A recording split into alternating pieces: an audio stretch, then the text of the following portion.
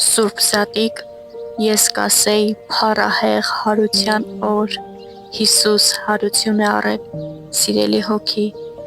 եւ այս տոնը կարծում եմ չի խոսում ներկված հավկիթների, կանաչիների եւ գունագեղ կոնֆետների մասին, չէ որ Հիսուսի հարության իրականությունը ավելի փառավոր է եւ արժանի խոսելու եւ տոնելու, քան սեղանները եւ զարդարանքները։ Այս տոնը խոսում է Քրիստոսի մեծ հաղթանակի մասին։ Նա հաղթեց մահին,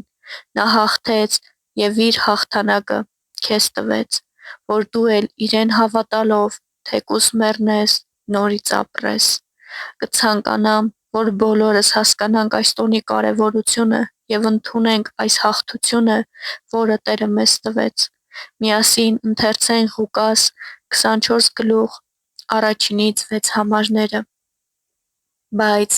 միաշաբաթի օրը վաղ առավոտյան կանայք գերեզման եկան ու այն խունկերը բերեցին, որ պատրաստել էին, ուրիշ կանայք էլ նրանց հետ էին, եւ քարը գերեզմանից մի կողմ գլորված գտան։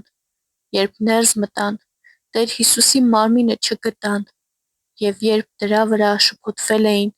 ահա նրանց հայտնվեցին երկու մարդ լուսավոր զգեստներով։ Երբ նրանք զարհուրեցին եւ երեսները գետնին խոնարհեցին, նրանց ասացին. «Ի՞նչ եք ողջերին մեռածների մեջ փնտրում, այստեղ չէ, այլ հարություն է առել»։